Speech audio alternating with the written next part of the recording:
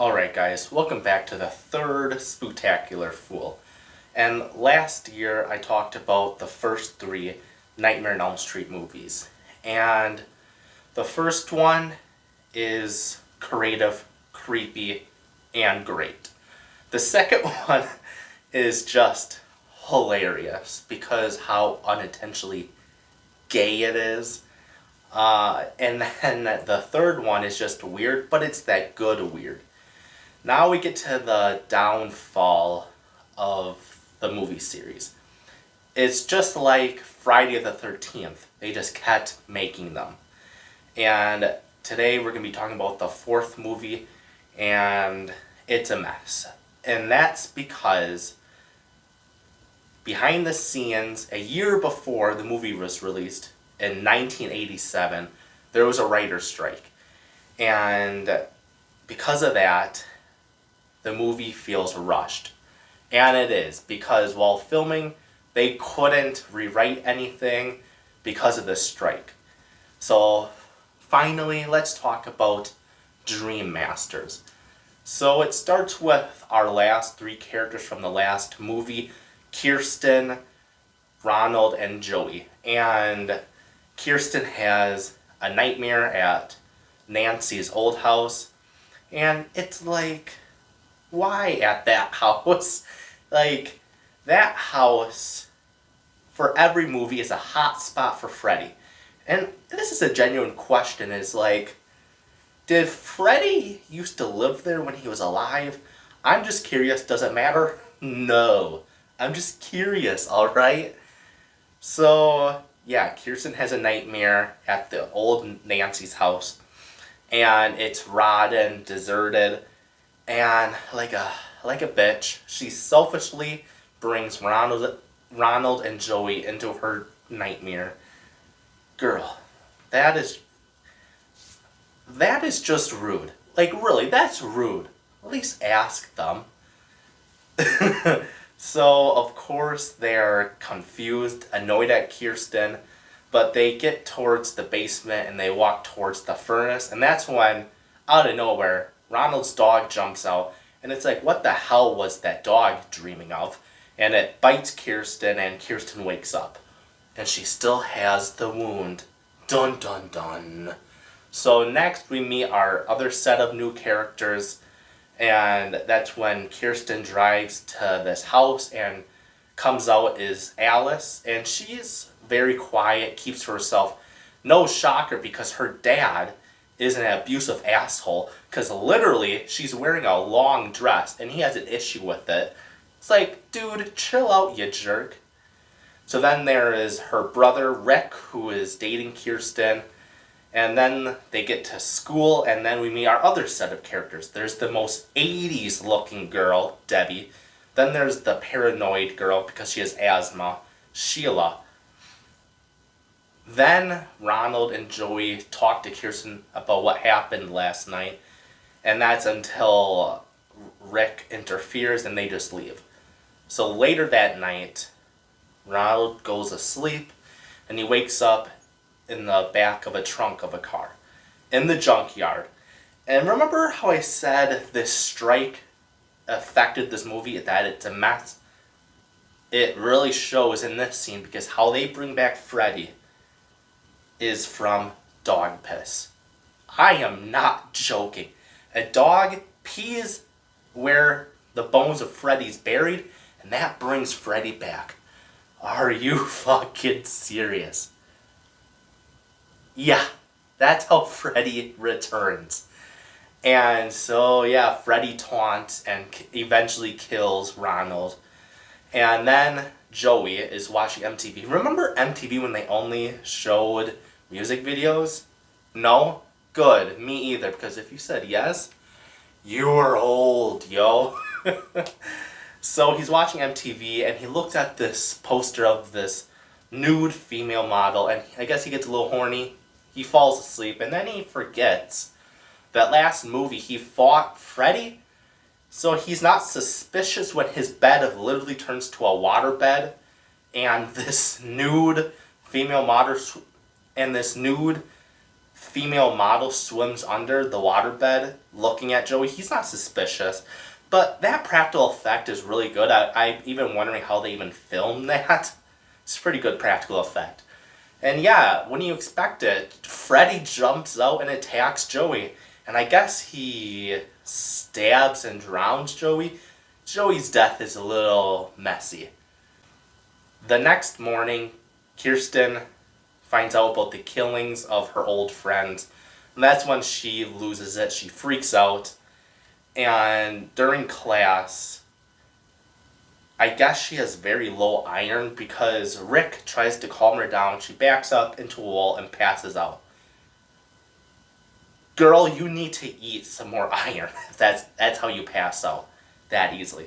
So she wakes up in the nurse's office, and the nurse is Robert Englund, the guy that plays Freddy Krueger. He's in drag playing the school nurse. And he turns his back and it's all bleeding and he turns to Freddy. And then Kirsten actually wakes up and now she's a total mess. She's worried, she's paranoid, and she warns her friends about Freddy's return. So later that night, her mom literally drugs her and she passes out, and yeah, she has a nightmare. But hey, it's a beach. That's pretty nice. Nah, not in Freddy's world, bitch. Because, yeah, you're going to Nancy's old house. Yeah, that's right. So I guess she knows that she's about to die, and she passes on the dream powers to Alice. So Alice goes into her dream, and she witnesses Freddy killing Kirsten by throwing her into the furnace. That's harsh, Freddy. So from Alice witnesses this, when she wakes up, she's a total mess too. She's paranoid, and that's when, and then they explain that her powers is that when she dreams, she can bring other people into her dreams if they're sleeping. Well, since this movie is a mess, and they couldn't rewrite anything, yeah, they forget about that many times because Sheila gets sucked into her dream when she's still awake during class. And yeah, Freddy kills her in the most brutal way, by the way. Brutal. Kisses Sheila and sucks the soul from her. That is hardcore, Freddy. So then, it's her brother, and they go back to the explanation because actually Rick is sleeping and he goes into her dream. This time it makes sense. And yeah, Freddy kills him after a kung fu scene because Rick is really into martial arts. Why not? And he tries fighting Freddy, fails, Freddy kills him.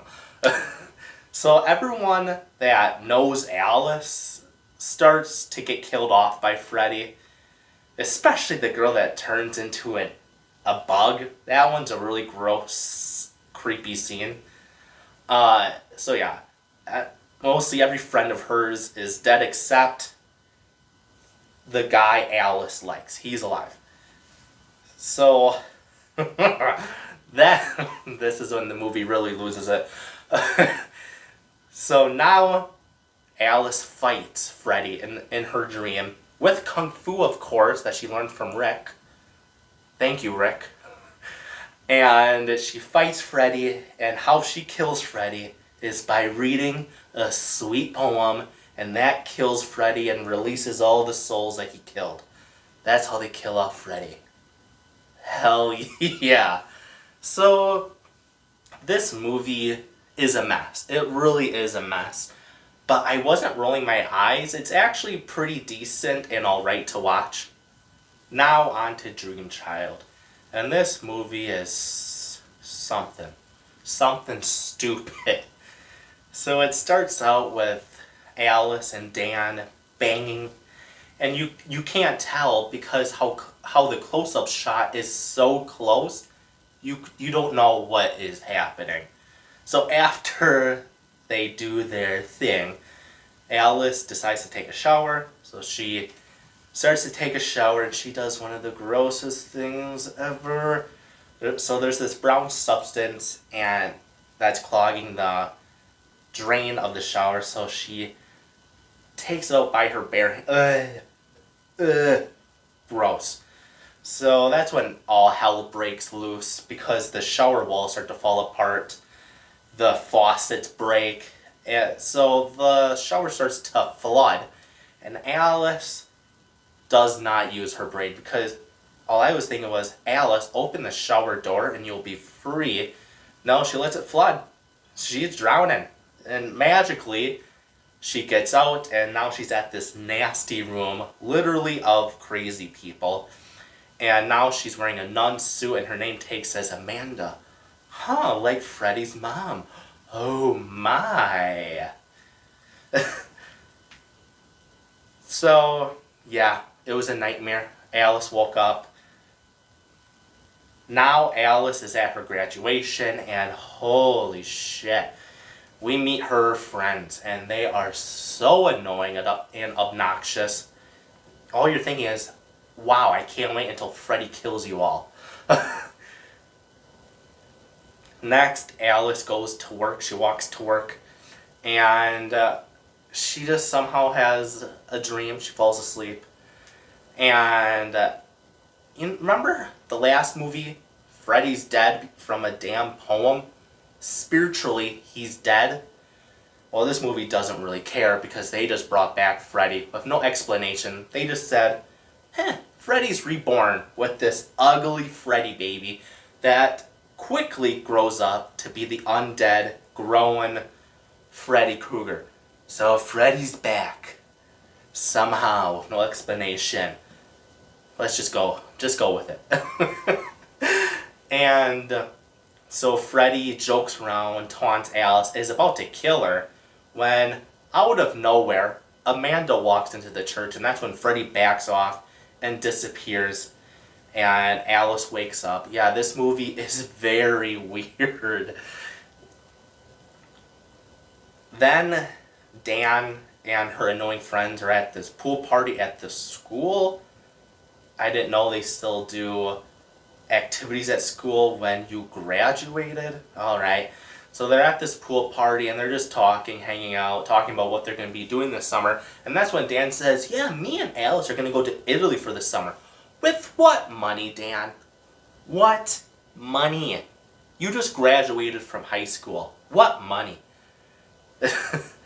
And that's when we meet the annoying friends, like I said. There's Mark, Vonnie. There's Mark, Ivani, and Greta. Those are the annoying friends.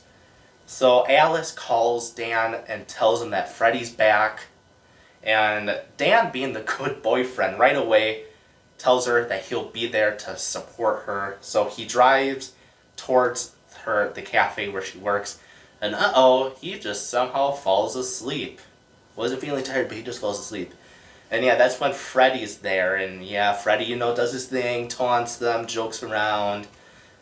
And cuts off his arm. Freddy, self-harming's not good, Freddy. Come on. You know better. So that's when Freddy turns Dan into this cyborg, because now Dan's riding this motorcycle, and he turns him into a cyborg. It's actually a really cool scene. So yeah, Dan wakes up and BAM! A semi hits him. Dan's dead. And Alice wakes up, she's in the clinic, and they're like, yeah, Dan's dead, and also, girl, you're pregnant. Ugh, yeah, awkward. So, then they explain why Alice is keep dreaming when she's fully awake, and that's because it's her baby. The baby's dreaming. Alright, I would understand that if it's a baby in the womb that's developing, but she just found out that she was pregnant. She's probably a few weeks long. She's probably weeks long, but it's still an embryo. It's not a human yet. Whatever. Yeah, this movie truly loses it. It really does. They just don't care. So then Freddy kills Greta by overfeeding her. Damn, Freddy, that's pretty brutal. And yeah, most of the people that Alice knows again starts dying off, except there's two left, Ivani and Mark. And that's when, oh yeah, I also forgot to say from the pregnancy, that the baby's dreaming, that Freddy wants the baby, like it's his child. They never explain why. He just wants it as his kid. I just thought I should point that out for you for later on.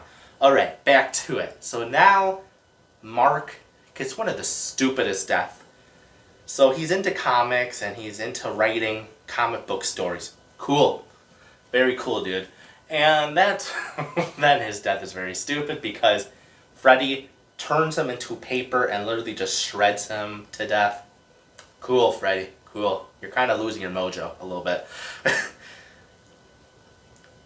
So now there's just Ivani and Alice. So Alice dreams again, and now she's at this asylum, and she fights Freddy, and they fight, and she gets the help of her unborn child, Jacob. Don't ask questions at this point.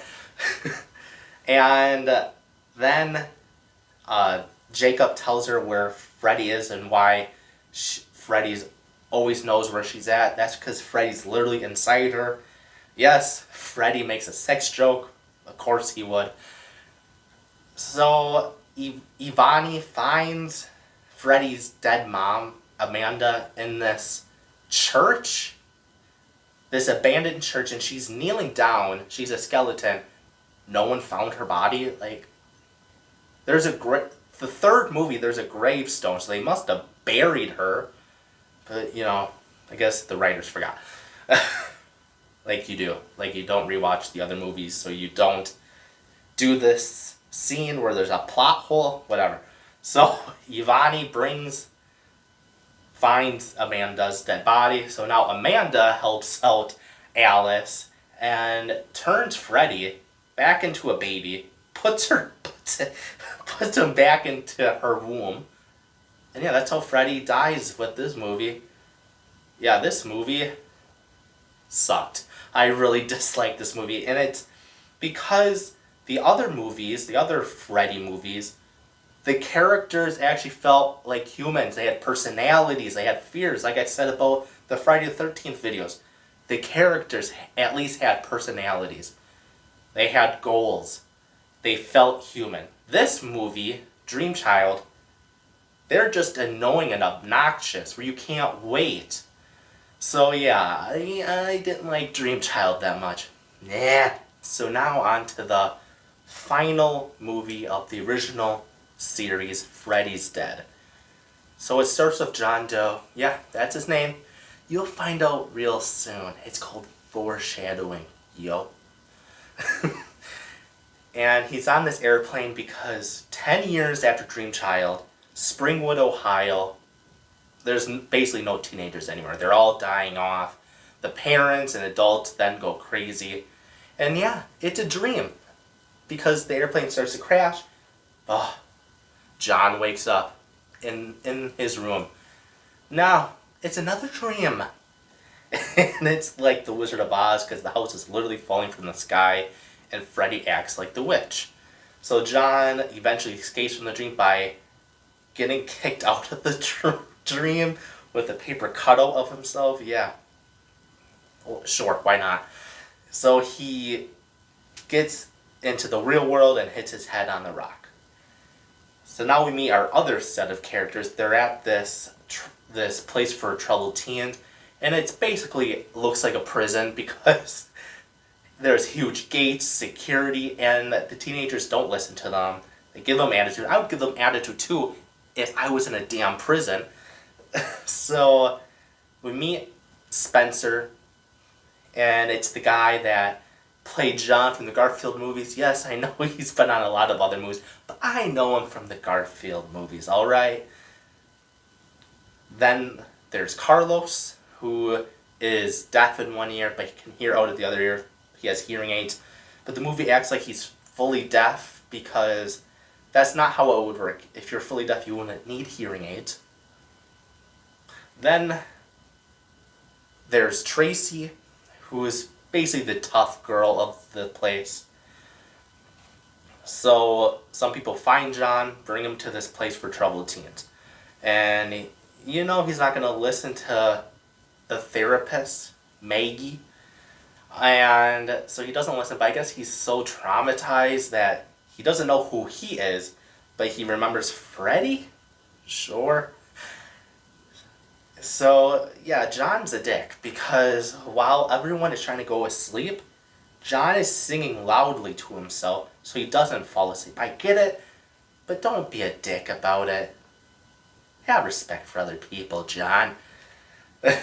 So, Maggie has flashbacks of when she was a kid, and while she was playing in the backyard, we don't see who her father is.